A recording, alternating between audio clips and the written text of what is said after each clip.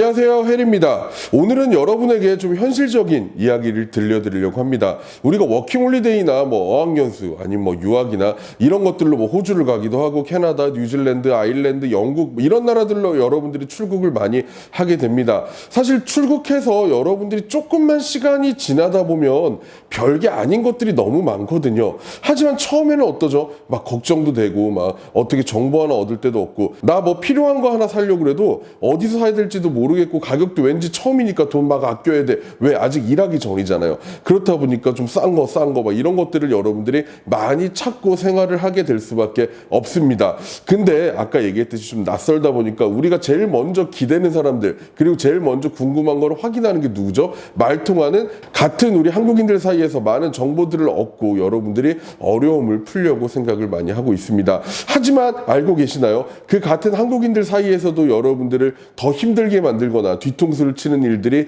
많이 발생했고 이번에 호주 대사관에서도 이와 관련돼서 주의사항을 발표를 했습니다. 지금부터 그 내용과 어떤 일이 있었는지 그 사례들을 좀 같이 보도록 하겠습니다.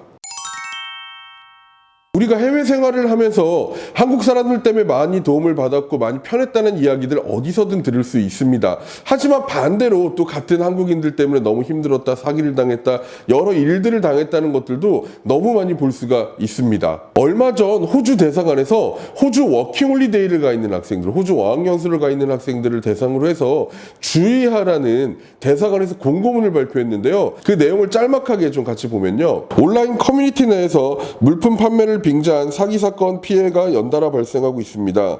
특히 물품 판매 사기의 경우 귀국 정리, 전자제품 등 판매합니다와 같이 게시물과 사진으로 물품 구매 및 송금을 유도한 뒤 단체방을 탈퇴하는 수법이 자주 악용되고 있습니다. 이게 호주 대사관에서 이번에 발표한 내용인데 사실 이런 문제가 뭐 비단 호주에만 있겠습니까? 당연히 그렇진 않겠죠. 우리가 가 있는 모든 나라들에서 발생을 하고 있는 일입니다. 저 이제 한국으로 돌아가요. 그래서 사던 물건들을 여러분에게 싸게 정리하려고 합니다. 드라이기 팔아요, 밥솥 팔아요, 뭐 고데기 팔아요, 숟가락 팔아요, 아니면 또 뭐 있죠? 뭐 이불 팔고 베개 팔고 여러분이 필요한 모든 것들, 심지어 옷걸이 팔아요, 뭐 수건 팔아요, 이런 것들도 너무너무 많습니다. 근데 막상 그거를 받아보면 물건이 너무 이상하거나 아니면은 고장나 있는 경우들도 너무 많죠. 근데 이걸 어떻게 항의하려니까 어때요? 이 사람은 이미 한국으로 돌아가 있죠. 왜? 자기 귀국 정리한다고 그랬잖아요. 그래서 뭐 아니다, 네가 사갔으니까 끝이다, 물품 받았으니까 끝이다, 이런 경우들도 사실 심심치 않게 발생을 하고 있고요. 어떤 물건들은 정말 받아보니까 이거 언제적 건지도 모르는 그런 것들도 너무 많습니다. 왜? 내가 분명 이 사람에게 중고로 샀는데 이 사람은 그 전 사람에게 중고로 샀고요, 그 사람은 또 그 전 사람에게 중고로 샀고요. 이렇게 계속해서 몇 년간 내려오던 걸 중고로 샀던 사람은 내가 1년간 사용한 걸 생각하지 않고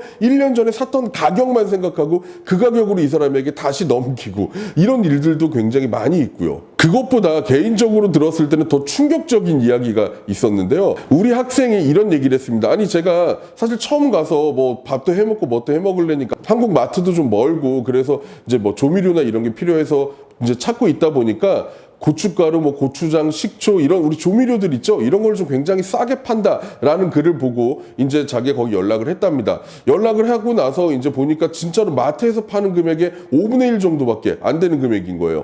그래가지고 또 마침 근처에 있길래 근처 사는 사람이길래 자 그러면 우리 저기 오늘 저녁이라도 저 물건 사고 싶어요. 그래서 저녁에 만나서 이 사람이 갖고 온 걸 보니까 기가 막혔다는 거죠. 고추장은 자기가 반 정도 퍼먹던 거 갖고 왔고요. 그리고 고춧가루 같은 경우도 어디 비닐봉지에 이렇게 담겨져 왔고요. 설탕은 봉투 안에 들어있는데 이 사람이 요리하면서 고춧가루 막 이제 묻은 거 숟가락으로 그대로 떠서 쓸 거 아니에요. 그렇다 보니까 설탕에는 또 고춧가루가 다 섞여 있고요. 막 이런 것들을 가지고 와서 막 판다고 학생에게 이제 뭐 사가라고. 그리고 아 여기까지 이거 들고 왔는데 안 사면 어떡하냐고 막 그렇게 욕하고 막 그런 경우들도 여러분 있다고 합니다. 하지만 이것보다 더 악질적인 건 이번에 호주 대사관에서 이야기한 바로 물품 사기입니다. 이건 뭐냐면 이제 우리가 땅이 넓잖아요. 뭐 호주든 캐나다든 뭐 뉴질랜드든 어딜 가든 땅이 넓어요. 넓으니까 우리 동네 사람들하고만 이거를 구매할 수가 없습니다. 특히 약간 외지에 사는 사람들 같은 경우에는 더더구나 힘들겠죠. 왜? 한인마트가 뭐 없는 경우들도 많고 가려면 너무 멀기도 하고 커뮤니티 등을 이용해서